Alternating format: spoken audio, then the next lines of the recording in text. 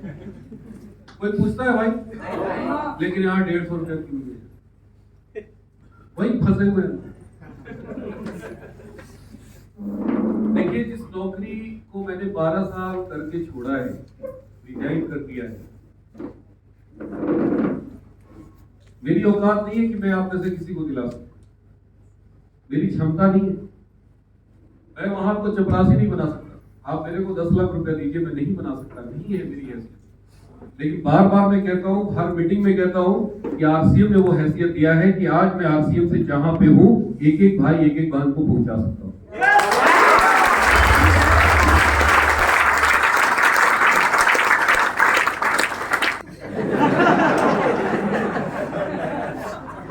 देखो भाई, एकदम सही जगह पकड़े हुए हैं।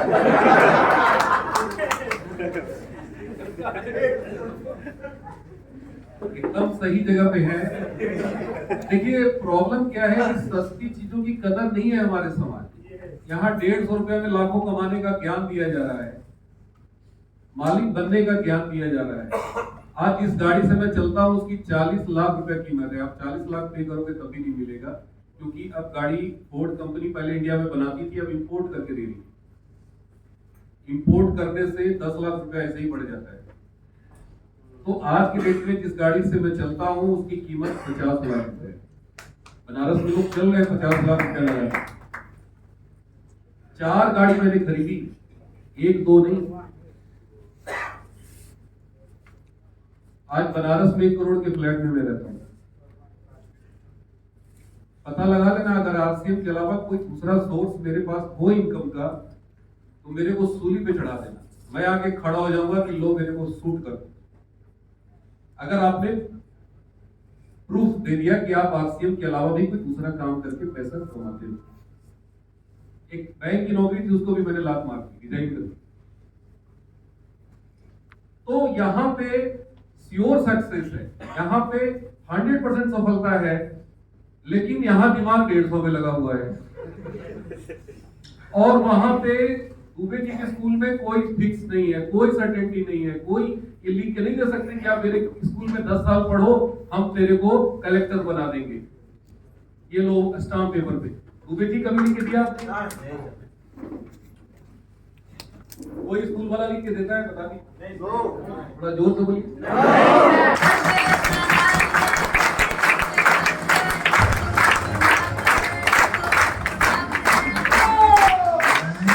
नहीं लगाएंगे। दुबे जी के स्कूल में एडमिशन लेने में दिमाग नहीं, पैर भी लगवाएंगे। अरे यार, एडमिशन नहीं हो रहा है वहां, कोई आदमी है पता लगाओ दुबे जी के टच में। दुबे सर आता है ना फोन, पैरवी के लिए। और यहाँ पकड़ के लाना पड़ता है, अरे 150 रुपए का है तो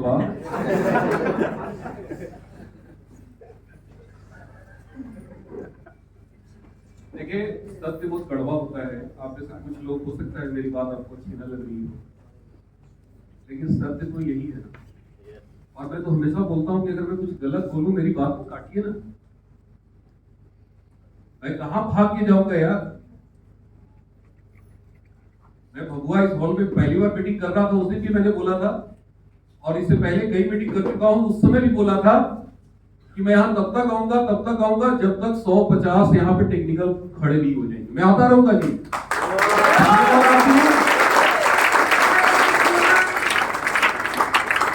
लेकिन प्रॉब्लम कहां है, दिक्कत क्या है? यहाँ भरोसा ही नहीं। वहां भरोसा है, यहाँ भरोसा नहीं। वहां सब कुछ करने के लिए तैयार है, जमीन जायदाद बेच के पता नहीं क्या क्या क्या। यहाँ कहा जाता है कि भैया एक सूट पहन लो, टाई लगा लो, जय आरसीएम शुरू करो। शादी में कबो ना पहन ली सूट, इनसे आरसीएम वाला का सूट। अरे 20,000 25,000 टीटी की नौकरी के लिए जाके देखिए ना, 25,000 सैलरी बनती है उन लोगों की। सब काले काले कोट में ले जा रहे हैं। 25,000 की नौकरी में सब करेंगे, कथकली कुचिपुड़ी जितना भी देते हैं सब करेंगे। लेकिन आरसीएम में शर्म नहीं, बहुत घटिया काम है ये। बड़ा छोटा काम है, मतलब घर घर जाके साबुन सरफ बेच के पड़ा था। हमारे बाबूजी मुंह कर देते कि यार तू नाम खराब कर दिया मेरा। बोले क्या खराब कर दिया बाबूजी? कि बताओ, कई लोग हमको कहता है कि तोहार बेटा घर घर जाके साबुन सर बेच जो चोरी नहीं ना कर रहे बाबूजी, साबुन सर बेच रहे हैं ना। नाम खराब तब होता जब आपका बेटा चोर निकल जाता, दुनिया कहती देख तुम्हारा बेटा चोरी करता घूम रहा है। अरे बेचना खराब काम है। टाटा बिरला बेच बेच के टाटा बन गया, अंबानी बेच बेच के अंबानी बच गया, बाटा बेच बेच के बाटा बन गया। हम भी बेच रहे हैं, खराब काम थोड़ी कर रहे हैं। चोरी करने वाले को लोग नहीं बोलता है खराब काम कर रहे हैं, बड़ी वाहवाही होती है। अरे बड़ा अच्छा नौकरी पा रहे हो, आप दिखा कमा के तुम लाभ हो गए। आप बताइए गलत बोले थे? आप अपनी बेटी की शादी करने के लिए लड़का कौन सा खोजेगा? प्राइवेट की सरकारी? और सरकारी में भी कौन सा?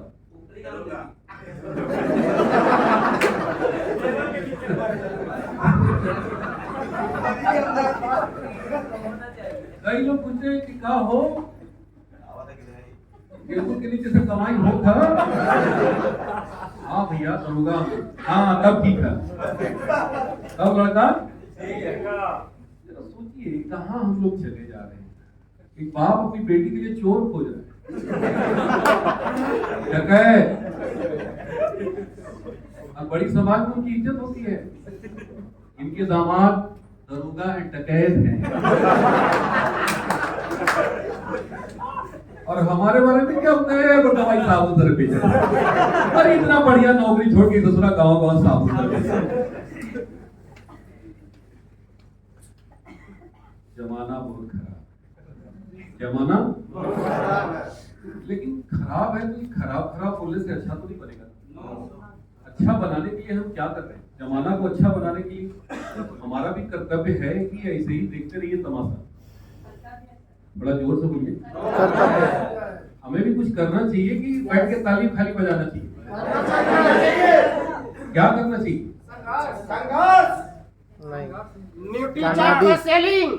बस हाथ मिलाइए मेरे साथ, सीएम शुरू करिए, सब बुराई खत्म होगा, अपने आप खत्म होगा।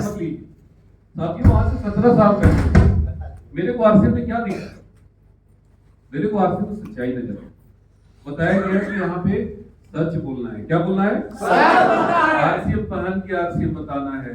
जूता मेरा आरसीएम का, मोजा आरसीएम का, सूट आरसीएम की, टाई आरसीएम की, घर में शैम्पू लगाया आरसीएम की, चाय पी आरसीएम की, सब्जी में नमक पड़ा आरसीएम की, सब्जी में तेल पड़ा आरसीएम की, मसाला आरसीएम की, चावल आरसीएम की, आटा आरसीएम की, सब कुछ आरसीएम की, जेब में पर्स आरसीएम की, रुमाल आरसीएम की, और पर्स में माल दवा है वो भी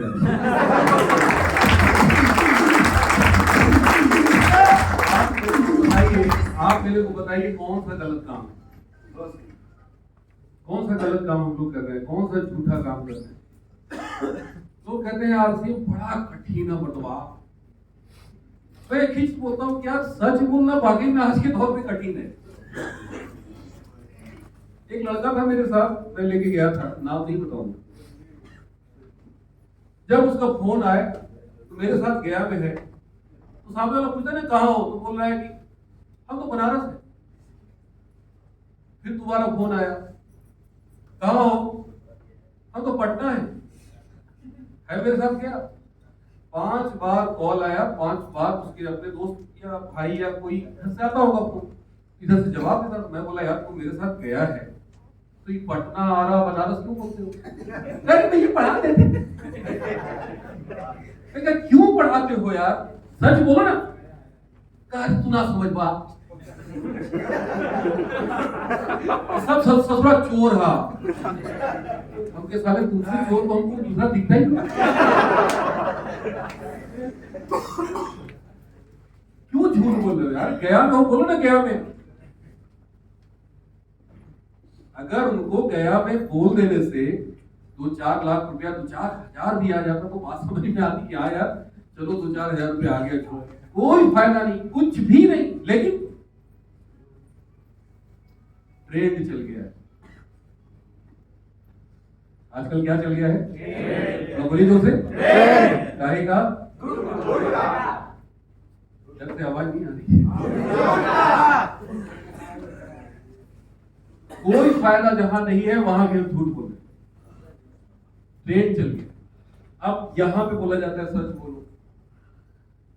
अरे यार ये बड़ा कठिन काम है भाई, ट्रेन के खिलाफ नहीं तो ये काम थोड़ा कठिन है। कठिन क्यों लगता है? क्योंकि ट्रेन चल गई, ट्रेन के खिलाफ हम काम कर रहे हैं। आज पूरा झूठ का माहौल है चारों तरफ।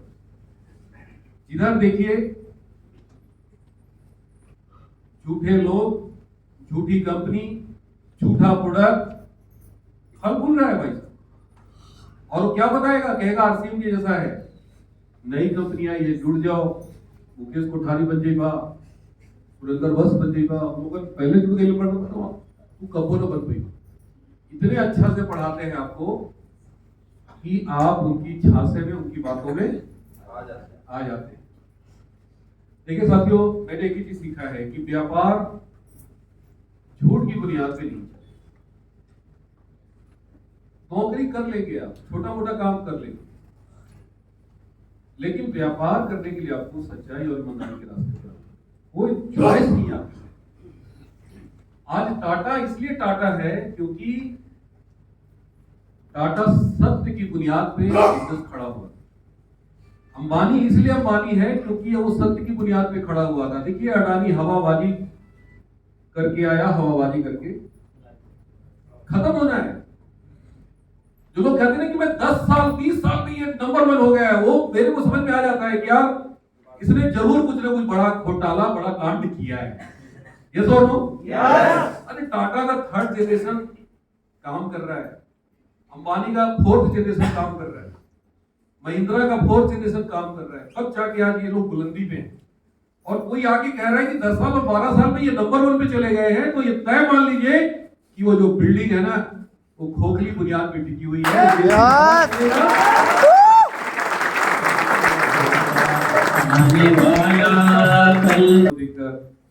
यहाँ ये बोला गया कि झूठ बोलोगे तो तुम्हारा धंधा नहीं चलेगा। सच बताओ, सच बोलो। आरसीएम का नमक खा के दुनिया को बताओ, आरसीएम का कपड़ा पहन के बताओ। मैं बड़ा चौंक गया, बैंक वाला आदमी, क्योंकि बैंक में बहुत सारे बनिए, बहुत सारे बिजनेसमैन लोगों का अकाउंट होता है, और मैंने देखा है कि ट्रेडिशनल मार्केट पूरा झूठ पे टिका हुआ है, वहां सच बोलते ही नहीं कोई। और बड़े गर्व से लोग बताते हैं आगे, कह रहे साहब दाल रोटी मुश्किल हो जाएगी। सच बोलने से दाल रोटी मुश्किल हो जाएगा, खड़ा नहीं रह पाएंगे भैया, सच का बिजनेस नहीं है। तो उनके माहौल में मैंने 12 साल गुजारा, तो एक बात मेरे को समझ में आया कि यार उधर झूठ बोलना सिखाया जाता है और आरसीएम वाले क्या सिखा रहे हैं? सच बोलना। मैंने कहा ये तो बड़ा उल्टा काम है। और रियल में बताऊं, मेरे को इसलिए व्यापार समझ में आया क्योंकि यहाँ पे सच बोला जाता है। थोड़ा मेरे साथ बोलिए, सच बोला जाता है। अच्छा बताइए, सच बोलना कठिन काम है? बाकी लोग नहीं।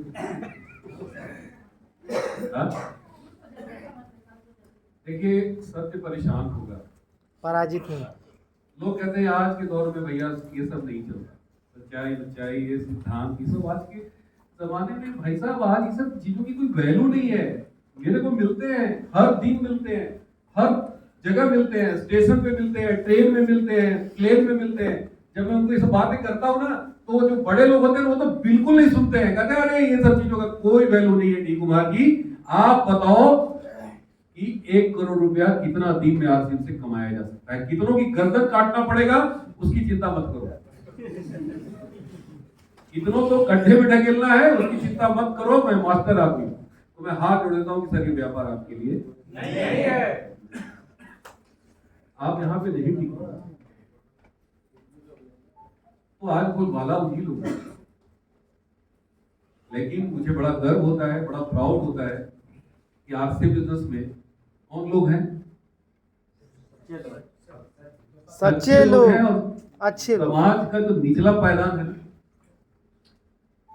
बात मेरी समझिए, मैं भी उसी में आता हूँ।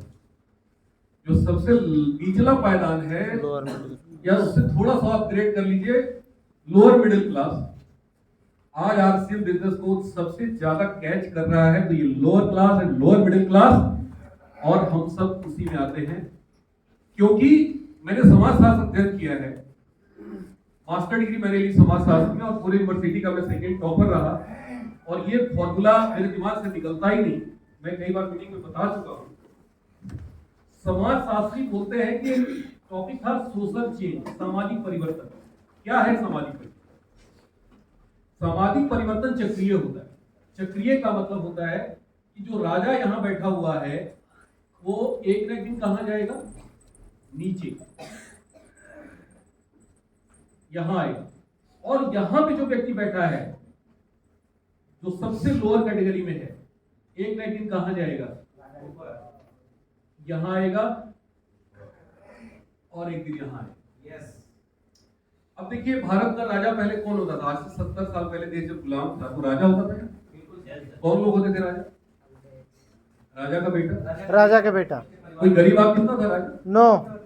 आज भारत का राजा कौन है? गरीब आदमी। यहां से उठ के कहां चला है? यहाँ। मेरी बात से सहमत है? कितने लोग हैं? हाथ खड़ा करके बताइए। क्या बात है, बहुत अच्छे लोग हैं।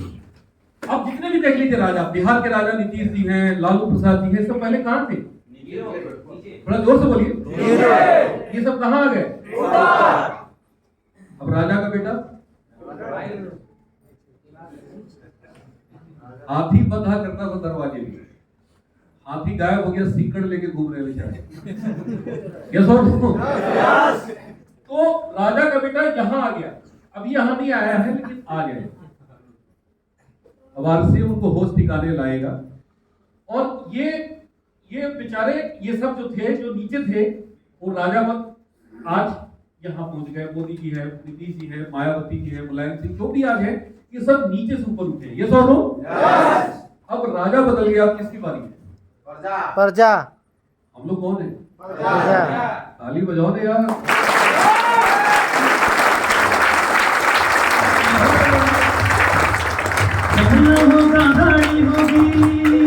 अब देखिए, अब प्रजा है यहाँ पे, बहुत सारे प्रजा है, सारे लोग। अब प्रजा सब कहाँ जाएगा? ऊपर। जितने प्रजा ऊपर है, जो डीएम, कलेक्टर, बड़े बड़े अधिकारी बन के बैठे हैं, बड़े बड़े बिजनेस एम्पायर खड़ा करके बैठे हैं, अब ये लोग कहाँ आएंगे? नीचे।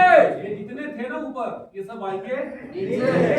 और इसीलिए इन लोगों को आरसीएम समझ में नहीं आया। आरसीएम में ज्यादातर कौन लोग हैं? बड़ा बोलिए जोर से। क्यों है? ऊपर जाना है। जाना है ऊपर यार, हंसने वाली कौन सी बात है? लेकिन ऊपर कौन उठेगा? बोलिए, कौन उठेगा? संघर्ष करेगा। संघर्ष तो करना पड़ेगा। बिना संघर्ष की आप ऊपर नहीं उठेंगे। संघर्ष करना पड़ेगा। तरीका हम बता रहे हैं आपको, मंत्र बता रहे हैं। अगर तरीका पकड़ लिए, मंत्र का उच्चारण करने लग गए, तो जैसे मेरी जिंदगी अपग्रेड हुई, आप सबकी जिंदगी अपग्रेड होगी। देखिए, रास्ता है जिसका नाम है आरसीएम। क्या है? लेकिन ये रास्ता बहुत कटीली है, बहुत सारे कांटे हैं इसमें। आप चलेंगे ना तो बहुत चुभेगा। कई बार इतना चुभ जाएगा कि आप बैठ के सोचेंगे कि यार अपने पास कौन सी कमी है, क्या दिक्कत है। छोड़ यार, ये कटीली रास्ते पे नहीं। बहुत सारे लोग ये गलती करते हैं, लेकिन हमने ये गलती नहीं।